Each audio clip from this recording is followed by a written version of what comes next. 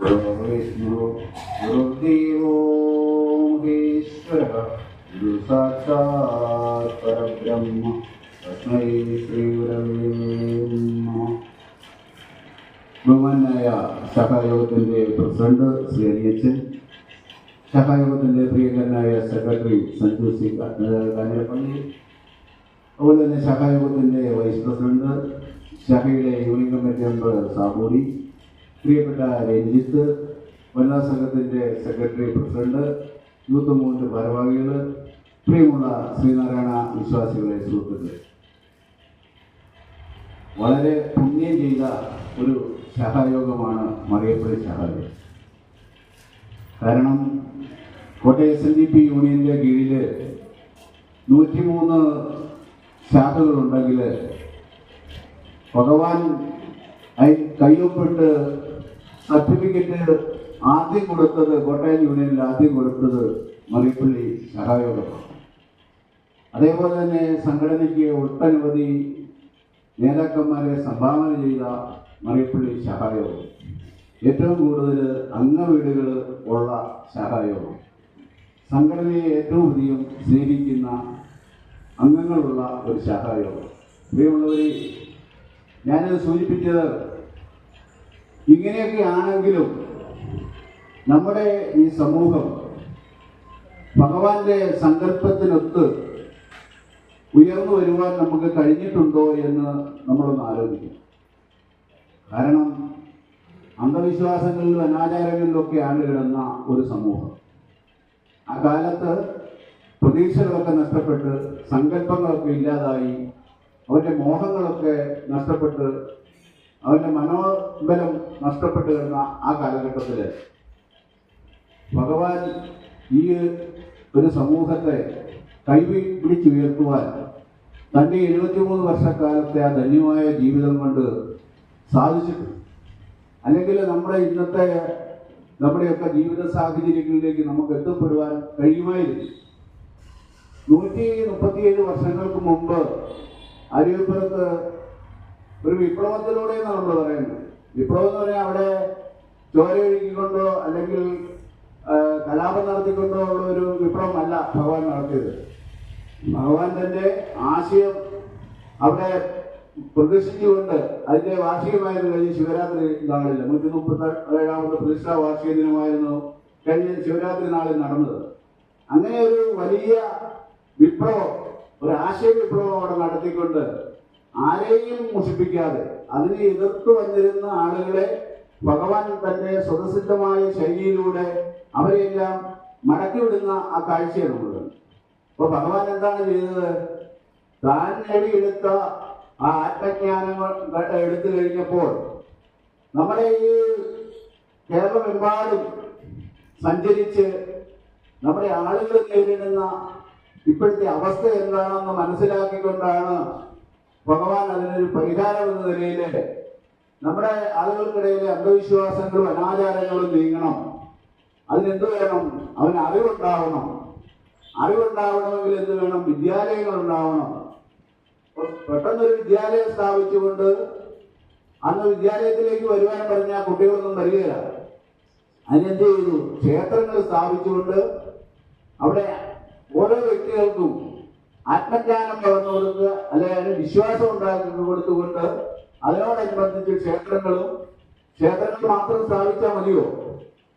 ഭക്തിയും വിദ്യാഭ്യാസവും മാത്രം പോരല്ലോ, അവര് ജീവിക്കണ്ടേ? അതിന് കൈത്തൊഴിലും അങ്ങനെയുള്ള തൊഴിൽ സംരംഭങ്ങളൊക്കെ ആരംഭിച്ചുകൊണ്ട് ഭഗവാൻ അതിനുള്ള നേതൃത്വം കൊടുത്ത് ഈ അന്ധകാരത്തിൽ കിടന്ന ഒരു ജനസമൂഹത്തെ ഉയർത്തിക്കൊണ്ടുവരുന്നതിനുള്ള ശ്രമമാണ് ഭഗവാൻ അരുവിപ്പുറം പ്രതിഷ്ഠയിലൂടെ നടത്തിയത്. അത് കേരളത്തിലെമ്പാടും അത്തരത്തിലുള്ള പ്രതിഷ്ഠകളൊക്കെ നടത്തി. അപ്പൊ ഈ ഒരു സാഹചര്യത്തില് ഭഗവാൻ ആരായിരുന്നു എന്ന് മനസ്സിലാക്കിയെടുക്കുവാൻ ഇപ്പോഴും നമുക്ക് കഴിയുന്നില്ല. കഴിയണമെങ്കിൽ ഭഗവാൻ നമുക്കായി എഴുതി സമർപ്പിച്ചിരിക്കുന്ന ആ കൃതികളിലൂടെ നമ്മൾ സഞ്ചരിക്കണം. കൃതികളിലെല്ലാം വളരെ വ്യക്തമായിട്ട് ഓരോരുത്തരുടെയും ജീവിതത്തിൽ ധന്യമാക്കുന്നതിനുള്ള എല്ലാ കാര്യങ്ങളും വളരെ കൃത്യമായിട്ട് ഭഗവാൻ വരച്ചു കാണിച്ചിരുന്നു. അതൊന്നും പാലിക്കപ്പെടുവാൻ നമ്മുടെ ആളുകൾ സമയം കണ്ടെത്തുന്നില്ല എന്നുള്ളതാണ് വാസ്തവം. അപ്പൊ അങ്ങനെ ഉള്ള ഈ സമൂഹത്തില് ഭഗവാനെ തിരിച്ചറിയാൻ നമുക്ക് പോലും കഴിഞ്ഞിട്ടില്ല. ഇത് ബോധാനന്ദ സ്വാമിക്ക് പോലും കഴിയാത്ത ഒരു സാഹചര്യം ഉണ്ടായി. ബോധാനന്ദ സ്വാമിയുടെ അനുസ്മരണമൊക്കെ നടക്കുമ്പോൾ ബോധാനന്ദ സ്വാമിയുടെ ചരിത്രങ്ങളൊക്കെ നമ്മൾ പ്രതിപാദിക്കാറുണ്ട്. പക്ഷേ ബോധാനന്ദ സ്വാമി ഭഗവാന്റെ ശിഷ്യനാകുന്നതിന് മുമ്പ് ബോധാനന്ദ സ്വാമി എന്തായിരുന്നു? ബോധാനന്ദ സ്വാമി അന്ധവിശ്വാസങ്ങളെ അനാചാരങ്ങളെയൊക്കെ എതിർത്തുകൊണ്ട് ക്ഷേത്രത്തിൽ കയറുന്നതിനൊക്കെ എതിർക്കുന്ന ഒരു രീതിയിലേക്ക് ബോധാനന്ദ സ്വാമിയുടെ മനസ്സിലെ ചിന്ത ക്ഷേത്രങ്ങളിലാണ് ജാതീയത ഉണ്ടാകുന്നതാണ്. ക്ഷേത്രത്തിൽ നമുക്ക് കയറാൻ വേണമല്ലോ. അപ്പൊ ക്ഷേത്രങ്ങളാണ് ജാതിയെ സൃഷ്ടിക്കുന്നത് എന്നുള്ള ഒരു മനസ്സിൽ ദൃഢമായി വിശ്വസിച്ചിരുന്നു ബോധാനന്ദ സ്വാമി. അതുകൊണ്ട് ബോധാനന്ദ സ്വാമി ക്ഷേത്ര പ്രതിഷ്ഠകളെയൊക്കെ എതിർത്തു പോന്നിരുന്ന ഒരു സമയം. അതിനു വേണ്ടിയിട്ട് തന്റെ അനുയായികളെ എല്ലാം കൂട്ടി ധർമ്മപട സംഘമൊക്കെ ഉണ്ടാക്കി അതിന് വേണ്ടിയിട്ടുള്ള പ്രവർത്തനങ്ങളൊക്കെ നടത്തിക്കൊണ്ടിരിക്കും. അപ്പം സ്വാമി തൃപ്പാദങ്ങളുമായിട്ട് യാതൊരു ബന്ധവുമില്ല. സ്വാമി തൃപ്പാദങ്ങൾ ഒരൊറ്റ മുതൽ ക്ഷേത്രങ്ങൾ സ്ഥാപിച്ചുകൊണ്ടും വിദ്യാഭ്യാസ സ്ഥാപനങ്ങൾ സ്ഥാപിച്ചുകൊണ്ടും നമ്മുടെ സമൂഹത്തെ ഉന്നതിയിലേക്ക് നയിക്കുന്നതിനുള്ള പ്രവർത്തനങ്ങൾ നടത്തിക്കൊണ്ടുവരികയാണ്. അങ്ങനെ രണ്ടുപേരുടെയും സ്വാമി തൃപ്പാദങ്ങളുടെയും ബോധാനന്ദ സ്വാമികളുടെയും ആശയം ഒന്നാണെങ്കിലും ഇവിടെ ജാതീയത ഇല്ലാതാക്കണം, എല്ലാ മനുഷ്യനും സ്വതന്ത്രേന വാഴണമെന്നുള്ള ആ ചിന്താഗതി സ്വാമി തൃപ്പാദങ്ങൾക്കും ബോധാനന്ദ സ്വാമികൾക്കും ഉണ്ട്. എങ്കിൽ ബോധാനന്ദ സ്വാമിക്ക് സ്വാമി തൃപ്പാദങ്ങളെ അറിയത്തില്ല. അപ്പൊ സ്വാമി തൃപ്പാദങ്ങൾ അവിടെ എത്തുമെന്നുള്ള അറിയിപ്പ് കിട്ടിയപ്പോ അതിന് വിപുലമായ കമ്മിറ്റികളൊക്കെ രൂപീകരിച്ച് ക്ഷേത്രപ്രതിഷ്ഠയുടെ പ്രവർത്തനങ്ങളൊക്കെ ആയിരുന്നു. അപ്പൊ അന്ന് മൂർക്കോട്ട് കുമാരൻ ഉൾപ്പെടെയുള്ള ആളുകള് ആ കമ്മിറ്റിയിലുണ്ട്. ഈ ക്ഷേത്രപ്രതിഷ്ഠയുടെ വിവരം ബോധാനന്ദ സ്വാമി അറിഞ്ഞപ്പോ ബോധാനന്ദ സ്വാമി ഈ ഗുരുവിനെ എങ്ങനെയും ക്ഷേത്രപ്രതിഷ്ഠയിൽ നിന്ന് തടയണം എന്നുള്ള ആഹ്വാനവുമായി തന്റെ ശിഷ്യഗണങ്ങളുമായി ഒത്തുകൂടുകയും ഇതറിഞ്ഞ ക്ഷേത്ര ഉത്സവ ഭാരവാഹികള് ബോധാനന്ദ സ്വാമിയെ സംഘത്തെയും സന്ദർശിച്ച് കാര്യങ്ങളൊക്കെ ബോധിപ്പിച്ചപ്പോൾ അവരതിൽ നിന്ന് അവരുടെ ആ തീരുമാനത്തിൽ നിന്ന് പിന്തിരിയാൻ അവർ തയ്യാറായി. അപ്പൊ അങ്ങനെ തയ്യാറാകാതെ വന്ന സാഹചര്യത്തില് അവസാനം ഒരു കാര്യം ബോധാനന്ദ സ്വാമി പറഞ്ഞു. സ്വാമി തൃപ്പാദങ്ങളെ നേരിൽ കണ്ട് ഞാൻ ആവശ്യപ്പെട്ടോളാം, ഞാൻ പിന്തിരിപ്പിച്ചോളാം എന്ന ഒരു വാക്ക് കൊടുത്ത് വിടുകയാണ്. അങ്ങനെ ക്ഷേത്രപ്രതിഷ്ഠാ ദിവസം ബോധാനന്ദ സ്വാമിയും സംഘവും ഈ ക്ഷേത്രത്തിലേക്ക് ചെല്ലുകയാണ്. അകലേന്ന് നടന്നു വരുമ്പോൾ സ്വാമി തൃപ്പാദങ്ങൾ ആ ക്ഷേത്രത്തിന്റെ സൈഡില് ഒരു ചാരുകസേരയിൽ വിശ്രമിക്കുകയാണ്. അകലേന്ന് തന്നെ സ്വാമി തൃപ്പാദങ്ങൾ ബോധാനന്ദ സ്വാമികൾ വരുന്നത് കണ്ടു. ബോധാനന്ദ സ്വാമിയും സ്വാമി തൃപ്പാദങ്ങളെ കണ്ടു. അപ്പൊ ബോധാനന്ദ സ്വാമിയുടെ മനസ്സിൽ അതുവരെ ഉണ്ടായിരുന്ന വാശിയും വൈരാഗ്യവും സ്വാമി തൃപ്പാദങ്ങളുടെ അടുത്തേക്ക് അടുക്കും തോറും കുറഞ്ഞു പോയി താൻ മറ്റേതൊരു ലോകത്തിലേക്ക് പോകുന്ന ഒരു സ്ഥിതിയിലേക്ക് ബോധാനന്ദ സ്വാമി മാറുകയാണ്. അങ്ങനെ അടുത്തു വന്ന് ബോധാനന്ദ സ്വാമി സ്വാമി തൃപ്പാദങ്ങളെ കണ്ട മാത്രമേ തന്നെ സ്വാമി തൃപ്പാദങ്ങൾ ആരാണ് എന്ന് ജ്ഞാനം നേടിയ ബോധാനന്ദ സ്വാമികൾക്ക് മനസ്സിലായി. ബോധാനന്ദ സ്വാമികൾ അപ്പോൾ തന്നെ സ്വാമി തൃപ്പാദങ്ങളുടെ പാതാരബിന്ദങ്ങളിൽ ദണ്ഡനമസ്കാരം ചെയ്യുകയാണ് ചെയ്തത്. ഒരക്ഷരം പോലും ഉരിയാടാതെ മാറി നിന്ന് ആ ക്ഷേത്രപ്രതിഷ്ഠകൾ മുഴുവൻ കണ്ട് അതിനുശേഷം വൈകുന്നേരം ഫലമൂലാദികളൊക്കെ സമർപ്പിച്ച് ഗുരുവിനെ നമസ്കരിച്ച് നിന്ന സന്ദർഭത്തില് ഗുരു പറഞ്ഞു, ദേഷ്യം കൊടുക്കണം, ഒരുപാട് ശിഷ്യന്മാരെ ഒന്നും ഉണ്ടാകരുത് എന്നീ രണ്ട് കാര്യങ്ങൾ മാത്രം പറഞ്ഞ് മാറി നിന്നു. പിന്നീട് ഈ ബോധാനന്ദ സ്വാമികൾ സ്വാമി തൃപ്പാദങ്ങളുടെ അന്നത്തെ വത്സര ശിഷ്യനായ ശിവലിംഗദാസ സ്വാമികളുമായി കൂടിച്ചേർന്നുകൊണ്ട് വർഷങ്ങളോളം അവിടെ കൂടുകയും അതിനുശേഷം ശാരദാ പ്രതിഷ്ഠാ വേളയിൽ സ്വാമി തൃപ്പാദങ്ങളുടെ ശിഷ്യസമ്പത്തിലേക്ക് കയറുകയും അവസാനം ബോധാനന്ദ സ്വാമികളെ സ്വാമി തൃപ്പാദങ്ങളെ തന്റെ അനന്തരാവകാശിയായി പ്രഖ്യാപിക്കുകയും അതിനുശേഷം തന്റെ വിൽപ്പത്രം ഉൾപ്പെടെ ബോധാനന്ദ സ്വാമിയിലേക്ക് എഴുതി വെക്കുന്ന ഒരു സാഹചര്യമുണ്ടായി. അപ്പൊ ഞാനിത് പറഞ്ഞത് ബോധാനന്ദ സ്വാമി പോലും സ്വാമി തൃപ്പാദങ്ങളെ തിരിച്ചറിഞ്ഞ ഒരു കാലഘട്ടം. സ്വാമി ആരാണെന്ന് ജ്ഞാനിയായ ബോധാനന്ദ സ്വാമി നേർക്കുനേർ കണ്ടു കഴിഞ്ഞപ്പോഴാണ് സ്വാമി തൃപ്പാദങ്ങളെ ദർശിക്കുവാനായിട്ട്, സ്വാമി തൃപ്പാദങ്ങൾ ആരാണെന്ന് ദർശിക്കുവാനായിട്ട് കഴിഞ്ഞത്. അപ്പം അന്ന് ഈ സ്വാമി തൃപ്പാദങ്ങളുടെ ശിഷ്യസമ്പത്തിലേക്ക് കയറിയതിനു ശേഷം സ്വാമി തൃപ്പാദങ്ങളുടെ നിർദ്ദേശാനുസരണം ബോധാനന്ദ സ്വാമികൾ എത്രയെല്ലാം പരിവർത്തനങ്ങളാണ് നമ്മുടെ ഈ സമൂഹത്തിന് വേണ്ടിയിട്ട് ചെയ്തിട്ടുള്ളതെന്ന് നമ്മൾ ഓർക്കണം. വിസ്മരിക്കാൻ പറ്റാത്ത ഒട്ടനവധി കാര്യങ്ങൾ. അതില് മലബാർ തൃശ്ശൂരിലെ ബാങ്ക് സ്ഥാപിച്ചുകൊണ്ട് നമ്മുടെ ആളുകൾക്ക് വ്യവസായങ്ങൾ ആരംഭിക്കുന്ന എന്നതിനുള്ള സൗകര്യങ്ങളൊക്കെ ചെയ്തു കൊടുത്തു. അവിടെ ഭക്തപരിപാലന യോഗം എന്ന സംഘടന ഉണ്ടാക്കി. അത് പിന്നെ SNDP യോഗത്തിൽ ലയിച്ചു ചേർന്നു. അതോടൊപ്പം തന്നെ സ്വാമി തൃപ്പാദങ്ങളുടെ കൽപ്പന പ്രകാരം 10ഉം 11ഉം പുലയാചരിക്കണമെന്നുള്ള തീരുമാനം വളരെ ശക്തമായി നടപ്പിലാക്കുന്നതിന് സ്വാമി തൃപ്പാദങ്ങളാണ് മുന്നോട്ട് വന്നത്. തൃശ്ശൂരില് അവിടെ അന്ന് മേനോത്ത് വീട്ടിലെ കാരണവർ ഭരിച്ചപ്പോഴാണ് 10ഉം 11ഉം പുലയായിട്ട് നടത്തണമെന്ന് ബോധാനന്ദ സ്വാമികളുടെ നിർദ്ദേശത്തെ അന്ന് അവിടുത്തെ സവർണ മേധാവിത്വങ്ങൾ എതിർക്കുകയും അവർക്കെതിരെ ബോധാനന്ദ സ്വാമിയുടെ നേതൃത്വത്തില് ധർമ്മപട സംഘത്തിന്റെയൊക്കെ അവരെയൊക്കെ കൂട്ടിക്കൊണ്ട് ബോധാനന്ദ സ്വാമിയുടെ നേതൃത്വത്തിലുള്ള കലാപം ഉണ്ടായത് ഒക്കെ നമ്മൾ ഓർക്കുന്നു. അത്തരത്തിലേക്ക് സ്വാമി തൃപ്പാദങ്ങളെ മനസ്സിലാക്കുവാൻ നമ്മുടെ സമൂഹത്തിൽ നിന്നും കഴിഞ്ഞിട്ടില്ല എന്നുള്ളതാണ് സത്യം. അത് കഴിയണമെങ്കിൽ ഭഗവാൻ ആരായിരുന്നുവെന്ന് നമ്മൾ തിരിച്ചറിയാനാണ് ഭഗവാൻ ഒട്ടനവധി കൃതികൾ നമുക്കായി എഴുതി തന്നത്. വേദാന്ത ശാസ്ത്രങ്ങളിലൊക്കെ വേദാന്ത കൃതികളൊക്കെ സംഗ്രഹിച്ചുകൊണ്ട് ആ വേദാന്തങ്ങളൊക്കെ അറിയാവുന്ന രീതിയിലേക്ക് മനസ്സിലാകുന്ന രീതിയിലൊക്കെ അത് ചെയ്തു തന്നത്. ഉപനിഷത്തുകളിൽ നിന്നും അതുപോലെ ആദിശങ്കരന്റെ കാലം മുതൽ ഇങ്ങോട്ടുള്ള ആ വേദാന്തങ്ങളൊക്കെ സംഗ്രഹിച്ചുകൊണ്ട് സ്വാമി തൃപ്പാദങ്ങൾ ദർശനമാല പോലെയുള്ള കൃതികളൊക്കെ നമുക്കായി എഴുതി തന്നിട്ടുണ്ട്. നമ്മുടെ ഈ ഗുരുദേവ കൃതികൾക്കകത്ത് ദർശനമാലയൊക്കെ ഉൾപ്പെടുത്തിയിട്ടുണ്ട്. പക്ഷേ അത് സംസ്കൃതമായതുകൊണ്ട് എല്ലാവർക്കും പെട്ടെന്ന് വായിച്ച് മനസ്സിലാക്കുവാൻ കഴിയാതെ പോകുന്നു. അതിനകത്ത് വളരെ വ്യക്തമായിട്ട് പറയുന്നുണ്ടായി കൃതികളിലൊക്കെ. ആദ്യത്തെ അധ്യാരോപ ദർശനത്തിൽ തന്നെ ആദ്യത്തെ ആ ശ്ലോകത്തിൽ തന്നെ പറയുന്നുണ്ട്, ആസീത് അഗ്രേ അസതേ വേദം ഭുവനം സ്വപ്നവത് പുനഃ സസംജ സർവം സങ്കല്പമാത്രേണ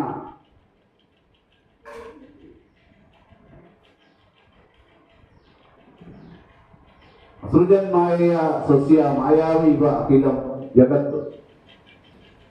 അപ്പൊ ഈ കാണുന്നതെല്ലാം മായയാണെന്നും ഇത് സൃഷ്ടിക്കപ്പെട്ടിരിക്കുന്ന മായ രൂപത്തിലുള്ള ഒരു ലോകത്താണ് നമ്മൾ ജീവിക്കുന്നതെന്നുള്ള ഒരു കാര്യമാണ് സ്വാമി തൃപ്പാദങ്ങൾ അവിടെ പറയുന്നത്. ദർശനമാല 10 ശ്ലോകങ്ങളിലായിട്ട് 10 ദർശനങ്ങളായിട്ടാണ് സ്വാമി അവിടെ എഴുതി വെച്ചിരിക്കുന്നത്. ഓരോ ശ്ലോകത്തിലും ഓരോ കൃതിയിലും 10 ശ്ലോകങ്ങൾ ഉൾപ്പെടുത്തിക്കൊണ്ടുള്ള ഇതാണ് ദർശനമാല. ആ ദർശനമാലയിലെ ഈ സമൂഹത്തെ അല്ലെ ഈ ലോകത്തെ 10 കോണുകളിലൂടെ സ്വാമി തൃപ്പാദങ്ങൾ കണ്ട കാഴ്ച, അതാണ് ദർശനം. ദർശനം എന്ന് പറഞ്ഞ കാഴ്ച. സ്വാമി കണ്ട ആ കാഴ്ച അത് ശ്ലോകങ്ങളിലായിട്ട് നമുക്കായി വളരെ ലളിതമായ സംസ്കൃത ഭാഷയിൽ രചിച്ചു തന്നിരിക്കുകയാണ്. അത് പഠിച്ചു കഴിയുമ്പോൾ നമുക്ക് ഈ ലോകം എന്താണെന്നും അവിടെ എന്തൊക്കെയാണ് നടക്കുന്നതെന്നും ഒക്കെ മനസ്സിലാക്കുവാൻ കഴിയും. മായാലോകത്താണ് നമ്മൾ ജീവിക്കുന്നത്. ആ മായ മാറണമെങ്കിൽ സ്വാമി ഇത് തിരിച്ചറിയണം.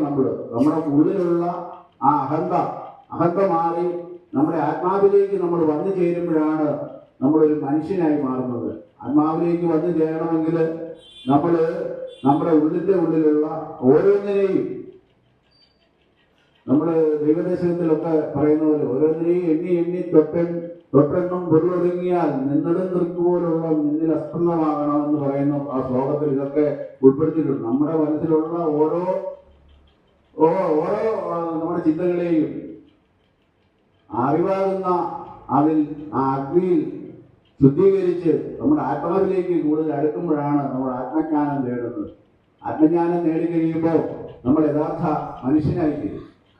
ഇങ്ങനെയല്ലേ സങ്കല്പത്തിലുള്ള ആ ലോകത്തിലേക്ക് നമുക്ക് എത്തിപ്പെടണമെങ്കിൽ ഒട്ടേറെ കാര്യങ്ങളെ കുറിച്ച് നമുക്ക് പഠിക്കുവാനുണ്ട്. അതിനുവേണ്ടിയിട്ടാണ് സ്വാമി തൃപ്പാദങ്ങൾ ഒട്ടനവധി ക്ഷേത്രങ്ങളൊക്കെ പ്രദർശിച്ച് തന്നുകൊണ്ട് നമ്മളെയൊക്കെ ആ ക്ഷേത്രത്തിൽ പോകുവാനും അവിടെ ഭക്തി ഉണ്ടാകുവാനും അവിടെ നമുക്ക് ആത്മീയമായ ജ്ഞാനം ഉണ്ടാകാനും ഒക്കെ നമുക്ക് പറഞ്ഞു തന്നിരിക്കുന്നത്. അതിലൂടെ നമുക്ക് വിദ്യാഭ്യാസപരമായും സാമൂഹികപരമായും അല്ലെങ്കിൽ തൊഴിൽപരമായും ഒക്കെ നേട്ടങ്ങൾ ഉണ്ടാക്കിക്കൊണ്ട് നമുക്ക് ഉന്നതമായ ജീവിതം കരസ്ഥമാക്കുവാൻ കഴിയണം എന്ന് സ്വാമി തൃപ്പാദങ്ങൾ പറയുന്നു.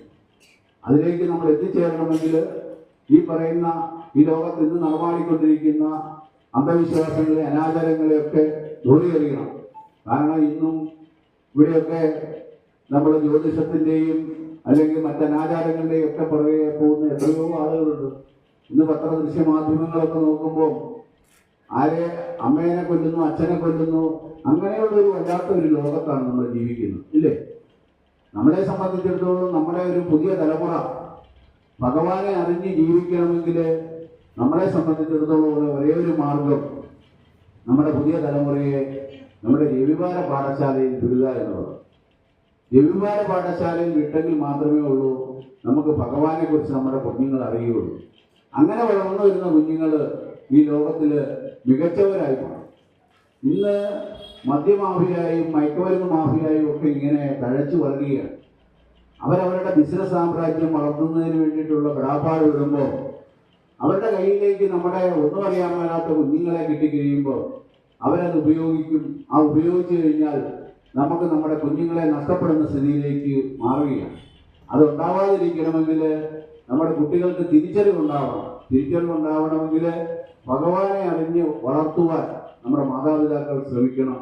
നമ്മുടെ കുഞ്ഞുങ്ങളെ രവിവാര പാഠശാലയെ വിട്ടുകൊണ്ട് അവരെ നല്ല രീതിയിൽ ഭഗവാനെ അറിഞ്ഞ് വളർത്തി പഠിപ്പിക്കുവാനുള്ള സൗകര്യം ചെയ്തു കൊടുക്കണം. അതിനുള്ള സൗകര്യങ്ങളൊക്കെ എല്ലാ ശാഖായോഗങ്ങളിലും പ്രവർത്തകർ ഏർപ്പെടുത്തിയിട്ടുണ്ട്. പക്ഷേ പല മാതാപിതാക്കളും ഇതിനൊന്നും നമ്മുടെ കുട്ടികളെ വിടാത്ത ഒരു സാഹചര്യം. എൻ്റെ കുഞ്ഞുങ്ങൾ അതിന് പോകും, മറ്റു വഴിയിലേക്ക് പോവുക എന്നുള്ളൊരു മിഥ്യാധാരണ എല്ലാ മാതാപിതാക്കളുടെ മനസ്സിലുണ്ട്. പക്ഷെ അതല്ല, എല്ലാം വഴി തെറ്റാൻ അധികം സമയം വേണം. പക്ഷെ ആ വഴി തെറ്റാതിരിക്കണമെങ്കിൽ ഇവര് ചിന്താശക്തി ഉണ്ടാകണം, ഇവർ തിരിച്ചറിവുണ്ടാവണം. തിരിച്ചറിവുണ്ടാവണമെങ്കിൽ ഇവൻ ഭഗവാനെ തിരിച്ചറിയണം. അതിനു വേണ്ടിയിട്ടുള്ള ശ്രമം നടത്തണം. നമ്മൾ ഓരോരുത്തരും നമ്മുടെ കുഞ്ഞുങ്ങളെ നമ്മുടെ ഒരു മികച്ച ഭാവിക്ക് വേണ്ടിയിട്ട് കുഞ്ഞുങ്ങളെ രവിവാര പാഠശാലയിലും അതുപോലെ തന്നെ ഭഗവാന്റെ സത്സംഗങ്ങളൊക്കെ നടക്കുന്ന വേദിയിലും ഒക്കെ പറഞ്ഞു വിട്ടുകൊണ്ട് ആത്മീയ ജ്ഞാനമുള്ളവരാക്കി മാറ്റി അവരെ ഈ സമൂഹത്തിന് പ്രയോജനപ്പെടുത്തുന്ന രീതിയിലേക്ക് വളർത്തിയെടുക്കുവാൻ നിങ്ങൾ ഓരോരുത്തരും ശ്രമിക്കണമെന്നാണ് ഈ അവസരത്തിൽ ഓർമ്മപ്പെടുത്തുവാനുള്ളത്. അതേപോലെ തന്നെ നമ്മൾ ഈ മാസച്ചതയങ്ങളൊക്കെ ആചരിക്കുമ്പോൾ അവിടെയൊക്കെ മുഴുവൻ ആളുകൾ എത്തിച്ചേർന്ന് ആ പ്രാർത്ഥനാ സന്ധികളിലൊക്കെ പങ്കെടുത്തുകൊണ്ട് നമുക്ക് നമ്മുടെ മറ്റ് സമുദായങ്ങളൊക്കെ ചെയ്യുന്ന പോലെ അവരുടെ പ്രാർത്ഥനാവേളയിലൊക്കെ അവരുടെ മുഴുവൻ ആളുകളും പങ്കെടുക്കുക. ആ പങ്കെടുക്കുന്നതിന് വേണ്ടിയിട്ട് അവർ ആ ഒരു ദിവസം കൃത്യമായിട്ട് മാറ്റി വെക്കുക. ചതയം ഇന്ന ദിവസമാണെന്ന് നമുക്കറിയാം. ആ ചതയത്തിന് നമുക്ക് കഴിയാവുന്ന മുഴുവൻ ആളുകളും ആ ചതയ ദിനത്തിൽ നമ്മുടെ ക്ഷേത്രത്തിൽ എത്തുകയും അവിടെ നടക്കുന്ന ആ സത്സംഗത്തിലൊക്കെ പങ്കെടുക്കുകയും ഒക്കെ ചെയ്യുമ്പോൾ നമ്മുടെ ജീവിതത്തിൽ ഒരു പുതിയ മാറ്റം ഉണ്ടാകും. ആ മാറ്റത്തിലൂടെ നമുക്ക് ഈ സമൂഹത്തിന് പരിവർത്തനങ്ങൾ സൃഷ്ടിച്ചെടുക്കുവാൻ കഴിയും. അങ്ങനെ നമുക്ക് ഈ ലോകത്തെ അല്ലെങ്കിൽ നമ്മുടെ കുടുംബത്തെ ഒക്കെ നന്നാക്കി എടുക്കുവാനായിട്ട് നമുക്ക് കഴിയും. ഭഗവാൻ പറഞ്ഞു, ശിവഗിരി തീർത്ഥാടനത്തിന് അനുമതി കൊടുത്തപ്പോൾ ആദ്യം പറഞ്ഞ വിദ്യാഭ്യാസത്തിന്, പിന്നെ ശുചിത്വം പറഞ്ഞു, ഇല്ലേ, ഈശ്വരഭക്തി പറഞ്ഞു, സംഘടന പറഞ്ഞു, കൃഷി പറഞ്ഞു, അങ്ങനെ കൈത്തൊഴിലും ശാസ്ത്ര സാങ്കേതിക വിദ്യയും ഒക്കെ പറഞ്ഞ് ഭഗവാൻ നമുക്ക് ശിവഗിരി തീർത്ഥാടനത്തിന് അനുമതി തരും. എത്ര പേര് ഇതൊക്കെ കൃത്യമായി പാലിക്കപ്പെടുന്നുണ്ട്? ഇത് പാലിക്കപ്പെട്ടത് ആരാണ്? ഭഗവാന്റെ ഈ സന്ദേശങ്ങളൊക്കെ ഉൾക്കൊണ്ടത് ഇതര സമുദായക്കാരാണ്. അവർ വിദ്യാഭ്യാസ മേഖലയിലും അതുപോലെ തന്നെ വ്യവസായ മേഖലകളിലും സംഘടിക്കേണ്ടതായ അവരുടെ ആത്മീയമായ കേന്ദ്രങ്ങളിലൊക്കെ അവർ സംഘടിച്ച് കൂടിക്കൊണ്ട് ഇന്ന് ഈ രാജ്യത്ത് നേടിയെടുക്കാവുന്ന അധികാര സ്ഥാനങ്ങളിലെല്ലാം അവർ കയറിക്കൊണ്ട് ഇന്നിവിടെ ഭരണഘടനാപരമായിട്ട് കിട്ടേണ്ട അവകാശങ്ങൾക്കപ്പുറം ഉള്ള അവകാശങ്ങൾ അവരുടെ സംഘടനയുടെ അല്ലെ അവരുടെ കൂട്ടായ്മയുടെ ശക്തി കൊണ്ട് ഇവിടെ വരുന്ന ഭരണ പ്രതിപക്ഷങ്ങളൊക്കെ അവരെ നമ്പി നിൽക്കുന്ന അല്ലെ അവരെ നമിച്ചു നിൽക്കുന്ന ഒരു കാഴ്ചയാണ് കണ്ടുകൊണ്ടിരിക്കുന്നത്. അവർ ചോദിക്കുന്നതൊക്കെ വാരിക്കോരി അവർക്ക് കൊടുത്തുകൊണ്ട് നമുക്ക് കിട്ടേണ്ട അവകാശങ്ങൾ കൂടി അവർ നേടിയെടുത്തുകൊണ്ട് അവർ വിദ്യാഭ്യാസപരമായും തൊഴിൽപരമായും മറ്റ് സാമൂഹിക സാംസ്കാരിക മേഖലകളിലും ഒക്കെ അവർ കടന്നു കയറി അവർ ഉന്നതമായ രീതിയിൽ അവരുടെ സാമ്രാജ്യം കെട്ടിപ്പടുത്ത് ഇന്ന് നമ്മൾ അവർക്ക് പുറകെ പോകുന്ന ഒരു അവസ്ഥാവിശേഷത്തിലേക്ക് മാറിയിട്ടുണ്ട് എങ്കിൽ നമ്മൾ ഭഗവാൻ പറഞ്ഞ വഴിയെ പോകാതെ അസംഘടിതരായി ഇന്നും തുടരുന്നത് കൊണ്ടാണ്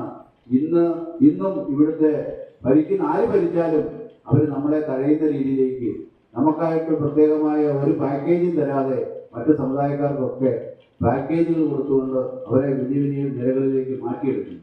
ഇതൊക്കെ നമ്മുടേതായ ആ സംഘടിതമായ ഒരു ശക്തിയില്ലാത്തത് കൊണ്ട് മാത്രം മറ്റുള്ളവർ മുതലെടുക്കുന്നതാണെന്നുള്ള തിരിച്ചറിവ് നമുക്കുണ്ടാവണം. ഇതൊക്കെ മാറണമെങ്കിൽ ഭഗവാൻ പറഞ്ഞ രീതിയിലേക്ക് സംഘടന കൊണ്ട് ശക്തരാകുകയും അല്ലെങ്കിൽ കൃഷിയിലൂടെ അഭിവൃദ്ധി പ്രാപിക്കുകയും വ്യവസായം കൊണ്ട് അഭിവൃദ്ധി പ്രാപിക്കുകയും ഒക്കെ ചെയ്തെങ്കിൽ നമ്മുടെ ഈ സമൂഹം ഉന്നതമായ നിലയിലേക്ക് പോകുവാൻ കഴിയുകയുള്ളൂ. ഉപനിഷത്തുകളിലൊക്കെ എത്രയോ നല്ല കാര്യങ്ങൾ നമ്മൾ പറഞ്ഞിട്ടുണ്ട്. ശ്രേഷ്ഠന്മാരായ ആളുകൾ എത്രയോ നല്ല കാര്യങ്ങൾ പറഞ്ഞിരിക്കുന്നു. വാഞ്ച സജ്ജന സദ്ഗുണ പരഗുണേ പ്രീത ഗുരു നമ്രത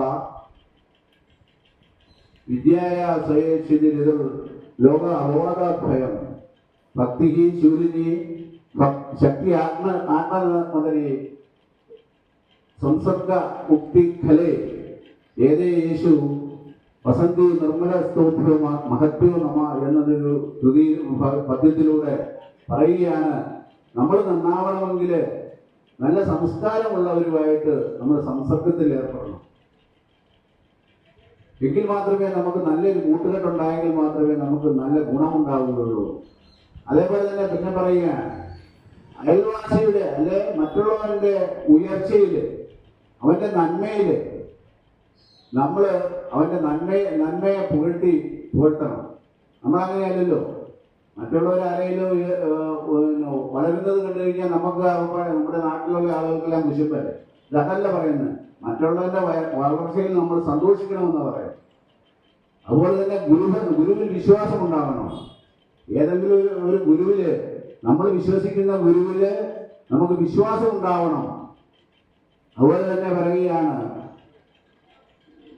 സ്വന്തം ഭാര്യയില് രതി കണ്ടെത്തണം. അങ്ങനെയാ പറയുന്നത്. പിന്നെ പറയുകയാണ്, അപവാദങ്ങളിൽ പെടരുത്. അപവാദങ്ങളുണ്ടാവും. നാട്ടുകാർ ഓരോരുത്തരെ പറ്റി ഓരോന്ന് പറയുന്നത് ഇങ്ങനെ നമ്മൾ ടെലിഫോൺ ഫോൺ ചെയ്യുന്ന പോലെ അത് പരന്നു പോവുക. അപവാദങ്ങളിൽ പെടാതെ സൂക്ഷിക്കണം. ഈശ്വരനെ വിശ്വസിക്കണം. ഗുരു ഈശ്വരനും തമ്മിൽ ഒത്തിരി വ്യത്യാസമുണ്ട്. ഈശ്വരനേക്കാളൊക്കെ ഒത്തിരി മുകളിലാണ് ഗുരുവിന്റെ സ്ഥാനം. അത് പിന്നീട് പറയുക, ഈശ്വര വിശ്വാസം ഉണ്ടാവണം. അതുപോലെ തന്നെ അവസാനമായി പറയുക, മനോനിയന്ത്രണം ഉണ്ടാകണം. മനസ്സിൽ നിയന്ത്രണം ഉണ്ടാവണം. ഈ ഗുണങ്ങളെല്ലാം ഉള്ള ആളുകൾ, നിർമ്മലമായ ആ ഹൃദയമുള്ള ആളുകൾ ആരായാലും അവരെ നമിക്കണമെന്നാണ് പറയുന്നത്. അവരെ തൊഴണം. അതാണ് ആ ശ്ലോകത്തിലൂടെ, ഉപനിഷത്ത് ശ്ലോകങ്ങളിലൊക്കെ ഉള്ളതാണ്. അതിലൂടെ നമുക്ക് ഒഴിവാക്കി തരുന്നത്. അപ്പൊ അങ്ങനെയുള്ള ആളുകള് സമൂഹത്തില് ഉന്നതമായ രീതിയിലേക്ക് മാറുവാൻ കഴിയും. അത് കഴിയണമെങ്കിൽ നമ്മൾ ഈ പറഞ്ഞ കാര്യങ്ങളിലൊക്കെ ശ്രദ്ധാലുക്കളായെങ്കിൽ മാത്രമേ കഴിയുകയുള്ളൂ. ഇങ്ങനെയൊക്കെ നമ്മൾ കുട്ടികളെ വളർത്തിയെടുക്കാൻ ശ്രമിച്ചാൽ നമുക്ക് ലോകം നമ്മൾ കരുതുന്നതിലപ്പുറം നമുക്ക് വളരുവാൻ കഴിയും. അതിനായിരിക്കണം നമ്മുടെയൊക്കെ ശ്രമങ്ങളുണ്ടാകും. വിദ്യാഭ്യാസത്തോടൊപ്പം തന്നെ അവർക്ക് ഗുരുവിൻ്റെ കൃതികളും അതുപോലെ തന്നെ ശാസ്ത്ര സാങ്കേതിക വിദ്യകളിലൊക്കെയുള്ള പരിജ്ഞാനങ്ങളൊക്കെ പറഞ്ഞു കൊടുക്കാൻ പറ്റുന്ന മേഖലയിലൊക്കെ അവരെ വിട്ട് അതിനൊക്കെയുള്ള പ്രാപ്തി അവർക്ക് ഉണ്ടാക്കി കൊടുക്കുവാൻ ശ്രമിക്കണം. അങ്ങനെ ഈ ലോകത്ത് എല്ലാ സദ്ഗുണങ്ങളും തികഞ്ഞവരായി വളരണമെങ്കിൽ നമ്മൾ ഒട്ടനവധി കാര്യങ്ങൾ പഠിക്കുവാൻ. എന്തേ നമ്മുടെ സമൂഹം ഇങ്ങനെയൊക്കെ ആകുന്നു? ഇന്ന് ഏത് ഒരു കേസ് ഇന്ന് പത്രം എടുത്ത് നോക്കിയാൽ അതിൽ ഒട്ടനവധി പ്രശ്നങ്ങളിലും നമ്മുടെ സമൂഹത്തിലെ കുട്ടികളാണ് ആയി വരുന്നത്. അതിനകത്ത് പ്രതികളായിട്ടോ അല്ലെങ്കിൽ എന്തെങ്കിലുമൊക്കെ കാര്യങ്ങളായിട്ട് വരും. ഇതിനൊക്കെ കാരണം അവൻ്റെ അജ്ഞതയാണ്. അവർക്ക് തിരിച്ചറിവുണ്ടാവുകയാണെങ്കിൽ അവൻ ഇതിൽ നിന്നൊക്കെ വിഭിന്നമായി ചിന്തിക്കുവാൻ കഴിയും. അങ്ങനെ ചിന്തിക്കാതെ വരുന്നത് കൊണ്ടാണ് ഈ ലോകത്ത് മദ്യവും മയക്കുമരുന്നും ഒക്കെ വ്യാപനം വളരെ വർദ്ധിച്ചുകൊണ്ട് ഒട്ടനവധി കുട്ടികൾ അങ്ങനെയുള്ള ഒരു സാഹചര്യത്തിലേക്ക് മാറുന്നു. നമ്മളിന്ന് രാത്രിയിൽ ഓരോ ദിവസവും രാത്രിയിൽ നമ്മുടെ ഇടവഴികളിലൂടെയൊക്കെ പോയി കഴിഞ്ഞാൽ 10, 15, 20 വയസ്സിന് ഇടയിലുള്ള കുട്ടികൾ എവിടെയെങ്കിലുമൊക്കെ കേന്ദ്രീകരിച്ച് പാലത്തിലോ കടവിലോ ഒക്കെ ആയിട്ടിരിക്കുന്ന ഇതിലെ 95% നമ്മുടെ സമൂഹത്തിലുള്ള കുട്ടികളാണ്. അവർ ഈ സമയത്ത് അവിടെ ഇരിക്കുന്നത് എന്തിനാണ്? ഇതുപോലുള്ള ദുഷിച്ച ചിന്തകളുമായിട്ടാണ് അവരവിടെ ഇരിക്കുന്നത്. ഇതിനെക്കുറിച്ച് നമുക്കറിയാവുന്ന കുട്ടികളെ അവിടെ ഇരിക്കുന്നെങ്കിൽ പോലും നമ്മളത് അവരുടെ മാതാപിതാക്കളുടെ ശ്രദ്ധയിൽപ്പെടുത്തിയാൽ ഇത് ഒന്നുകിൽ അവർ പറയും എൻ്റെ കുട്ടി അങ്ങനെ പോവുകയാണ്, അതല്ലെങ്കിൽ ഇവരെ ഈ കുട്ടികൾ ഇത് അറിഞ്ഞിട്ടുണ്ടെങ്കിൽ ഈ പറഞ്ഞ ആളിൻ്റെ അടുത്ത് നാളെ 10-20 പേരുമായിട്ട് സംഘടിച്ച് വന്ന് അവരെ ഉപദ്രവിക്കുന്ന സ്ഥിതിയിലേക്ക് മാറുന്ന ഒരു കാലഘട്ടത്തിലേക്ക് നമ്മുടെ ഈ സമൂഹം മാറി. ആരോടും ഒരു കടപ്പാടുമില്ല, ആരോടും ഒരു സ്നേഹവുമില്ല, ബഹുമാനമില്ലാത്ത ഒരു തലമുറയായി മാറിക്കൊണ്ടിരിക്കുകയാണ്. ഇങ്ങനെയൊരു തലമുറ മുൻപുണ്ടായിരുന്നു. മുമ്പ് നമ്മൾ വഴിയെ നടന്നു പോകുമ്പോൾ പ്രായമുള്ള ഒരാൾ വരികയാണെങ്കിൽ അവിടെ ഇരിക്കുന്ന വരുന്ന ആളിനേക്കാൾ പ്രായം കുറഞ്ഞിട്ടുള്ള ആളുകളാണ് എഴുന്നേറ്റ് നിൽക്കുകയും ഒരു സിഗരറ്റ് വലിക്കുകയാണ്, ആ സിഗരറ്റ് മാറ്റിപ്പിടിക്കുകയും ഒക്കെ ചെയ്യുന്ന ഒരു സ്ഥിതിവിശേഷമാണ്. ഇന്ന് അതെല്ലാം മാറി അവരെല്ലാം കൊണ്ട് കയറ്റി കുത്തി കൊടുത്തുകൊണ്ട് നമ്മളെ ഒരു ധാർഷ്ട്യത്തോടെ നോക്കുന്ന ഒരു സ്ഥിതിയിലേക്ക് ലോകം മാറിയിട്ടുണ്ടെങ്കിൽ ആ ലോകത്തിൽ നാശം സംഭവിച്ചുകൊണ്ടേയിരിക്കുകയാണ്. ഇത് മാറണമെങ്കിൽ നിരന്തരമായിട്ട് നമ്മുടെ പരിശ്രമം ഉണ്ടായെങ്കിൽ മാത്രമേ ഉള്ളൂ നമുക്കിത് മാറ്റിയെടുക്കുവാൻ കഴിയുള്ളൂ. ഇവിടെ വേദാന്ത ശാസ്ത്രത്തിൽ ഇങ്ങനെ പറയുന്നുണ്ട്, അനന്തശാസ്ത്രം ബഹുവേദി ദ്രവ്യം അല്പച്ചകാലവും ബഹുവശ്യ വിഘ്ന യത്സാരഭൂതം തതുപാസി ലൗക്യം ഹംസോ യഥാക്ഷീരം യുവാമ്പു മിശ്രം. ഇത് പറയുന്നത് അനന്തമായ ഈ ശാസ്ത്രലോകം, അവിടെ ഋഷീശ്വരന്മാരടക്കം ആദിശങ്കരനടക്കം ഒട്ടനവധി കൃതികൾ അല്ലെങ്കിൽ വേദാന്തങ്ങളൊക്കെ രചിച്ചു തന്നത് നമ്മളെ സംബന്ധിച്ച് ഒരു മനുഷ്യനെ സംബന്ധിച്ചിടത്തോളം അവന്റെ ജീവിതകാലം അല്പകാലം മാത്രമേ ഉള്ളൂ അവന്റെ ജീവിതം. അതിനിടയ്ക്ക് ആ ജീവിതത്തിനിടയ്ക്ക് ആ ആളിന് ഒട്ടനവധി വിഘ്നങ്ങളൊക്കെ ഉണ്ടാകാം. പിന്നെ ഈ പറഞ്ഞിരിക്കുന്ന മുഴുവൻ കാര്യങ്ങളും പഠിച്ചെടുക്കുവാൻ അവന് കഴിയത്തില്ല. അപ്പം അങ്ങനെ കഴിയാതെ വരുമ്പോൾ ചെയ്യേണ്ടത് എന്താണ്? കംസം എന്ന പക്ഷിക്ക് വെള്ളവും പാലും മിശ്രിതമാക്കി കൊടുത്തു കഴിഞ്ഞാൽ ഹംസം അതിനകത്ത് പാല് മാത്രമേ കുടിക്കത്തുള്ളൂ, വെള്ളം മാറ്റി വെക്കും എന്ന് പറഞ്ഞതുപോലെ ഈ ഇത്രയും വലിയ കൃതികളും അതുപോലെ സാഹിത്യമൊക്കെ ഉണ്ടെങ്കിൽ അവിടെ നമ്മുടെ ജീവിതത്തിന് ആവശ്യമായിട്ടുള്ളത് എന്താണോ അത് മാത്രം നമ്മൾ പഠിക്കുവാൻ ശ്രമിക്കുകയാണെങ്കിൽ നമുക്ക് ജീവിതത്തിൽ ഉയർച്ചയുണ്ടാവും. മുഴുവൻ പഠിക്കാൻ നോക്കിയാൽ നടക്കുക, നമ്മുടെ ജീവിതം പോരാ. അപ്പം വളരെ ചുരുങ്ങിയ കാലം കൊണ്ട് നമുക്കത് ജീവിച്ചാൽ അത് വായിച്ചാൽ പഠിച്ചെടുക്കാൻ പറ്റും. അങ്ങനെ പഠിച്ചെടുത്താൽ ജീവിതത്തിൽ വിജയം കണ്ടെത്തുവാൻ കഴിയും. അങ്ങനെയുള്ള ആളുകളാണ് സമൂഹത്തിൽ ഉന്നതമായ നിലയിലേക്കൊക്കെ എത്തിപ്പെടുന്നത്. അതുപോലെ തന്നെ സംഘടനയിലേക്ക് വന്നു കഴിഞ്ഞാൽ ഇപ്പൊ SNDP ശാഖായോഗത്തിലെ ഒരു പരിപാടി ഇട്ടാൽ നമ്മുടെ ആളുകൾ മുഴുവനായിട്ട് ഇവിടെ എത്തുമില്ല. ഇപ്പൊ തന്നെ മറിയപ്പള്ളി ശാഖായോഗത്തിലെ 700 വീടുകളുണ്ടെങ്കിൽ ഇവിടെ ഒരു പരിപാടി ഇട്ടാൽ മുഴുവൻ ആളുകളുടെ സാന്നിധ്യം ഉണ്ടാകുന്നുണ്ടോ? വരത്തില്ല. അവിടെ ഒരു പരിപാടി അത് നടന്നോളും. അവിടെ അതിന്റെ കമ്മിറ്റിക്കാരൊക്കെ ഉണ്ടല്ലോ, അവരെ നടത്തിക്കോളും. ഞാനിന്ന് ചെന്നില്ലെങ്കിലും കുഴപ്പമില്ല എന്നുള്ളൊരു തീരുമാനം. പക്ഷെ അതല്ല, നമ്മുടെ ഏതൊരു ശാഖയിലാണേലും ഏതൊരു സംഘടനയിലാണേലും ഒരു പരിപാടി പ്ലാൻ ചെയ്യുന്നത് അതിന്റെ പൊതുയോഗമൊക്കെ വിളിച്ചു ചേർത്ത് ആ പൊതുയോഗത്തിന്റെ അഭിപ്രായത്തെ മാനിച്ചുകൊണ്ട് ഇത് നടത്തേണ്ടത് ആവശ്യകതയാണെന്ന് തോന്നുമ്പോൾ അവർ ആ പരിപാടി കണ്ടക്ട് ചെയ്യുക. അത് നമ്മുടെ മുഴുവൻ ആളുകൾക്കും അല്ലെങ്കിൽ മുഴുവൻ അംഗങ്ങൾക്കും പ്രയോജനപ്പെടുന്നതിന് വേണ്ടിയിട്ടാണ് ഒരു സംഘടന അങ്ങനെ ഒരു യോഗമോ അല്ലെങ്കിൽ എന്തെങ്കിലും ഒരു പരിപാടിയോ പ്ലാൻ ചെയ്യുമ്പോൾ നമ്മുടെ മുഴുവൻ ആളുകളുടെയും സാന്നിധ്യം അവിടെ ഉണ്ടാകുമ്പോൾ ആ പരിപാടി സംഘടിപ്പിക്കുന്നവർക്കുണ്ടാകുന്ന ഒരു ആത്മീയമായ ഒരു സന്തോഷം വളരെ വലുതാണ്. അപ്പൊ അങ്ങനെ ഒരു സന്തോഷം ഉണ്ടാകുമ്പോൾ ആ സന്തോഷത്തിലൂടെ നമുക്ക് ഒട്ടനവധി അറിവുകൾ കിട്ടുക നമ്മുടെ സമൂഹത്തിൽ, നമ്മുടെ നോക്കിക്കാണുന്ന ഇതര സമുദായങ്ങൾ അല്ലെ പൊതുസമൂഹം നമ്മുടെ സംഘടനാ ശേഷിയെ കുറിച്ച് വിലയിരുത്തപ്പെടുകയും അതാണ് നമ്മൾ ചെയ്യേണ്ടത്. ഇപ്പൊ നമ്മൾ കഴിഞ്ഞ ദിവസം നമ്മുടെ നാഗമ്പടം മഹാദേവ ക്ഷേത്രത്തിലെ ഉത്സവമായി. ആ ഉത്സവത്തോടനുബന്ധിച്ച് ദേശതാലപ്പൊലി നടത്തി. ദേശതാലപ്പൊലി നടത്തുന്നത് എന്തിനാണ്?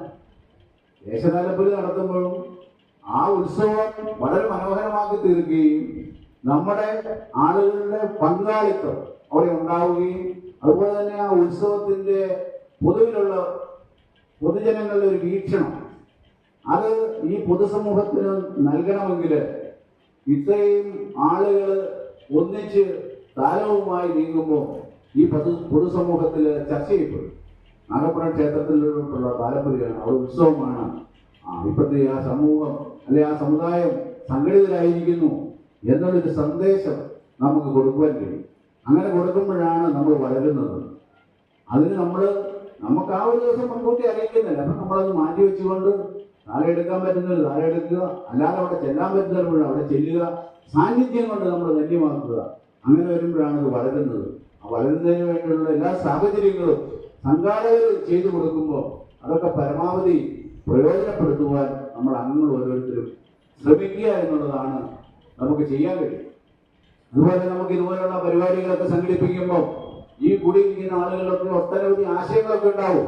ആ ആശയങ്ങളൊക്കെ ക്രോഡീകരിച്ചുകൊണ്ട് നല്ല ആശയങ്ങൾ നടപ്പിലാക്കിക്കൊണ്ട് നമുക്ക് നമ്മുടെ സമൂഹത്തെ പിടിച്ചുയർത്തുവാൻ കഴിയും. ചിലപ്പോൾ ആരുടെയും മനസ്സിലുള്ള ഒരു ആശയമായിരിക്കും അതൊരു വലിയൊരു സംഭവത്തിലേക്ക് മാറുന്നു. അങ്ങനെയൊക്കെ നമുക്ക് നമ്മുടെ സമൂഹത്തെ രക്ഷിച്ചെടുക്കുവാനും അല്ലെ സമൂഹത്തിന് വളർച്ചയുണ്ടാക്കിയെടുക്കുവാനും ഒക്കെ കഴിയും. ആരും ഒന്നും അനങ്ങാതെയും മിണ്ടാതെയൊക്കെ ഇരുന്ന് കഴിഞ്ഞാൽ ഈ സമൂഹം ഇന്നത്തേക്കാൾ ദൂരോട്ട് പോവുകയും മറ്റ് സമുദായങ്ങളും മറ്റ് സമൂഹവും ഒക്കെ വളരുകയും ചെയ്യും. നമ്മൾ പണ്ടത്തെ പോലെ തന്നെ ഈ അന്ധവിശ്വാസങ്ങളിലൊക്കെ ഇപ്പോഴും നമ്മുടെ ആളുകൾ മുക്തരായിട്ടില്ല. അന്ധവിശ്വാസങ്ങളിലൊക്കെ മാറണമെങ്കിൽ നമ്മൾ ഭഗവാനെ തിരിച്ചറിയണം. ഭഗവാൻ ആരായിരുന്നു എന്ന് തിരിച്ചറിയുമ്പോൾ നമ്മുടെ മനസ്സിലുള്ള ആ അന്ധവിശ്വാസങ്ങളും അനാചാരങ്ങളും ഒക്കെ പതുക്കെ മാറി നമ്മൾ ഭഗവാനിലേക്ക് ഇറങ്ങി. ആത്മജ്ഞാനം ഉണ്ടാകുമ്പോൾ ആത്മാവിലേക്ക് നമ്മൾ ഭഗവാനെ കൊണ്ടെത്തിക്കുമ്പോൾ അത് നമ്മളെ ആരാണെന്നുള്ള തിരിച്ചറിവ് നമ്മളിലും ഉണ്ടാകും. എപ്പോഴും നമ്മുടെ ബുദ്ധി വേണം നമുക്ക് പ്രവർത്തിക്കുവാൻ. ബുദ്ധിയിലേക്ക് എത്തിച്ചേരണമെങ്കിൽ നമ്മൾ ജ്ഞാനിയായി മാറണം. ജ്ഞാനിയായിട്ടുള്ള ആളുകൾക്ക് മാത്രമേ ഉള്ളൂ വലുതാകാൻ പറ്റൂ. നമ്മുടെ അജ്ഞതയിൽ കിടന്നാൽ എപ്പോഴും നമ്മൾ ഒന്നും അറിയാൻ മേലാത്തവരായി മാറിക്കൊണ്ടിരിക്കും. ഇവിടെ ഇപ്പം സമ്പന്നരും ദരിദ്രരും എന്ന് പറയുന്നു. സമ്പന്നൻ എങ്ങനെയാണ് ഉണ്ടാകുന്നത്? സാമ്പത്തികം കൊണ്ടാണോ സമ്പന്നനാകുന്നത്? അല്ല. അവന് സന്തുഷ്ടമായ ഒരു കുടുംബജീവിതം നയിക്കുവാൻ കഴിഞ്ഞാൽ അവൻ സമ്പന്നൻ. എത്ര ദരിദ്രനാണേലും അവൻ ജോലി ചെയ്ത് കൊണ്ടുവരുന്ന ആ പൈസ കൊണ്ട് അവന്റെ ഭാര്യയും കുഞ്ഞുങ്ങളും സന്തോഷത്തോടുകൂടി ജീവിക്കുമ്പോൾ അവൻ സന്തുഷ്ടനാണ്, സമ്പന്നനാണ്. അതേസമയം സമ്പന്നനായിട്ടുള്ള ഒരു വീട്ടില് പിള്ളേര് മയക്കുമരുന്നിനും മദ്യത്തിനും ഒക്കെ ഇറങ്ങപ്പെട്ട് നടക്കുന്നു. അച്ഛനും അമ്മയ്ക്കും സമാധാനമില്ല. അങ്ങനെയുള്ളവന് സമ്പന്നതയുണ്ടോ? അവൻ അസംതൃപ്തിയാണ്. അവൻ ദരിദ്രനായി മാറിക്കൊണ്ടിരിക്കുകയാണ്. അപ്പൊ അങ്ങനെ സമ്പന്നനും ദരിദ്രനുമായി മാറുന്നത് സാമ്പത്തികം കൊണ്ടല്ല. അവന്റെ വീട്ടിലെ സമ്പുഷ്ടമായ കുടുംബജീവിതം നയിക്കുവാൻ കഴിയുമ്പോഴാണ് ഒരുത്തൻ സന്തുഷ്ടനാവുകയും സമ്പന്നനാകുകയും ചെയ്യും. അവന്റെ വീട്ടിലുണ്ടാകുന്ന പ്രശ്നങ്ങൾ ദൈനംദിനം ആ വീട്ടിൽ നിന്ന് ചർച്ച ചെയ്യപ്പെട്ട് അച്ഛനും അമ്മയും മക്കളും കൂടി ഇരുന്ന് ചർച്ച ചെയ്യപ്പെടുമ്പോൾ അവിടെ വെച്ച് ഒരു പരിഹാരമായി ഒരാൾക്കൊരു പ്രശ്നമുണ്ടെങ്കിൽ അത് ആ വീട്ടിലെ മുഴുവൻ ആളുകളും അറിഞ്ഞ് പോകുമ്പോൾ അവിടെ ആ ഉണ്ടാകുന്ന പ്രശ്നം എല്ലാവരും കൂടി പരിഹരിക്കപ്പെടുമ്പോൾ അത് സമ്പുഷ്ടമായ ഒരു കുടുംബജീവിതമായി മാറും. അതല്ലാതെ ആർക്കെങ്കിലും ഒരു വിഷമമുണ്ടെങ്കിൽ ആരോടും മക്കളോടോ ഭാര്യയോടോ ഷെയർ ചെയ്യാതെ ഇരുന്ന് കഴിയുമ്പോൾ ഒരാൾ ഒറ്റയ്ക്ക് ആ ദുഃഖവും ദുരിതവും ഒക്കെ മനസ്സിലേറി അവൻ മാനസികമായും ശാരീരികമായും തളരുന്നൊരവസ്ഥയിലേക്ക് പോകും.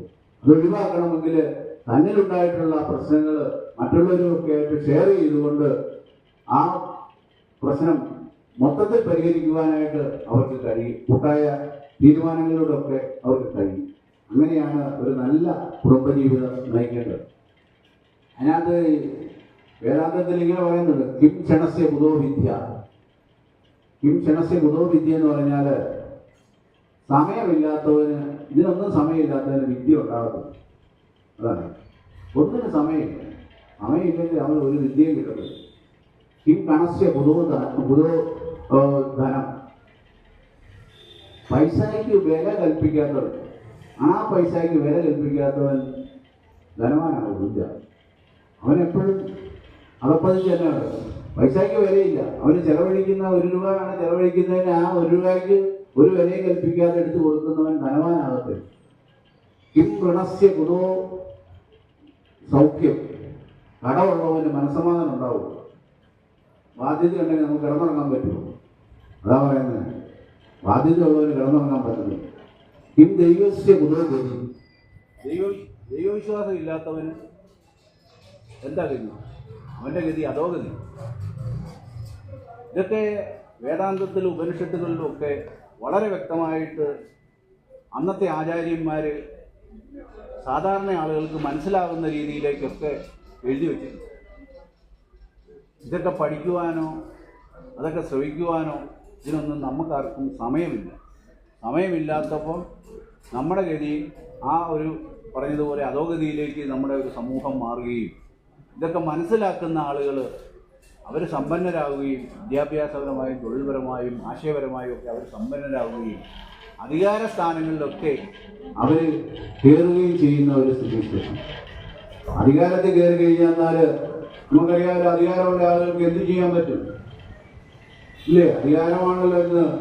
ആർഷങ്കർ ഭരിച്ചുകൊണ്ടിരുന്ന കാലഘട്ടമായതുകൊണ്ട് ആർഷങ്കർക്ക് സമുദായത്തോടുള്ള അധീനമായ കാഴ്ചപ്പാടുണ്ടായിരുന്നപ്പോഴാണല്ലോ ഭരണഘടനയിൽ പറയുന്ന പ്രകാരമുള്ള അവകാശങ്ങൾ, കോളേജ് സ്കൂളും അടക്കമുള്ള കാര്യങ്ങൾ ഇതെന്റെ സമുദായത്തിന് അവകാശപ്പെട്ടത് ഞാൻ എഴുതിയെടുക്കുവാണെന്ന് സദൈര്യം പറഞ്ഞ ഒരു സംഘടനാ നേതാവായിരുന്നു ആർഷങ്കർ. അദ്ദേഹം ആരെയും മാറ്റി നിർത്തിയില്ല. ഭരണഘടനാപരമായിട്ട് മറ്റ് സമുദായങ്ങൾക്കുള്ളത് അവർക്കും കൊടുത്തു. പക്ഷെ എന്റെ സമുദായത്തിന് ആവശ്യമുള്ളത് താൻ എടുക്കുകയാണ് എന്ന് ധൈര്യപൂർവ്വം പറയുകയും നടപ്പിലാക്കുകയും ചെയ്ത ഏക നേതാവാണ് ആർഷങ്കർ. അത് കഴിഞ്ഞ് ഇങ്ങോട്ട് ആർക്കെങ്കിലും ആ ഒരു സ്ഥിതിയിലേക്ക് വരുവാൻ കഴിഞ്ഞിട്ടുണ്ട്? സമുദായത്തിന്റെ ആ പേര് പറഞ്ഞില്ല, സമുദായത്തിന്റെ കോട്ട അനുസരിച്ച് ഒട്ടനവധി ആളുകൾ രാഷ്ട്രീയത്തിലാണേലും മറ്റു രംഗങ്ങളിലൊക്കെ ആണേലും അധികാര സ്ഥാനങ്ങളിലൊക്കെ കയറിപ്പറ്റിയിട്ടുണ്ടെങ്കിൽ അവരവരുടെ വ്യക്തിപരമായ കാര്യങ്ങളിലേക്ക് മാത്രം അധികാര സ്ഥാനങ്ങളിൽ കൈകാര്യം ചെയ്തു കൊണ്ടുപോകുന്ന ഒരു സ്ഥിതിവിശേഷം ഇന്നുമുണ്ട്. അതുകൊണ്ട് തന്നെ നമുക്കൊക്കെ ഒട്ടനവധി ദുരനുഭവങ്ങൾ കിട്ടിക്കൊണ്ടിരിക്കുക. ഓരോരുത്തർക്കും കിട്ടുന്ന ആ അധികാരം തൻ്റെ സമൂഹത്തിനും സമുദായത്തിനും ഒക്കെ പ്രയോജനപ്പെടുത്തുന്ന രീതിയിലേക്ക് വിനിയോഗിച്ചില്ലെങ്കിൽ നമ്മൾ ദുഃഖിതരായിപ്പോയി. അതുതന്നെയാണ് നമ്മൾ നേരിടുന്ന പ്രധാന പ്രശ്നം. ഈ പറഞ്ഞ കാര്യങ്ങളൊക്കെ നമ്മൾ വളരെ ശ്രദ്ധാപൂർവം നമ്മുടെ ജീവിതത്തിലേക്ക് പകർത്തുവാൻ നമ്മൾ ഓരോരുത്തരും പരിശ്രമിക്കും. ഇല്ലേ? അങ്ങനെ പരിശ്രമിച്ചെങ്കിൽ മാത്രമേ ഉള്ളൂ നമ്മുടെ സംഘടന വളരുകയുള്ളൂ, സമുദായം വളരുകയുള്ളൂ. അതുപോലെ തന്നെ സമുദായത്തിലൂടെ ഒട്ടനവധി നേട്ടങ്ങളൊക്കെ സാധിച്ചെടുക്കുവാൻ കഴിയും. ഇങ്ങനെ ഒരു സമുദായത്തെ കെട്ടിപ്പടുക്കുന്നതിന് വേണ്ടിയിട്ട് ആത്മീയ ആചാര്യന്മാരൊക്കെ എത്രയോ കഷ്ടപ്പെട്ടിട്ടുണ്ട്. ഭഗവാൻ സന്ദീപ് യോഗം എന്ന ഈ സംഘടന രൂപീകരിച്ചപ്പോൾ അതിൻ്റെ ലക്ഷ്യങ്ങൾ എന്തൊക്കെയായിരുന്നു? സന്ദീപ് യോഗം എന്ന് പറയുന്നത് ശ്രീനാരായണ ധർമ്മം പരിപാലിക്കപ്പെടുന്ന യോഗം, സന്ദീപ് യോഗം.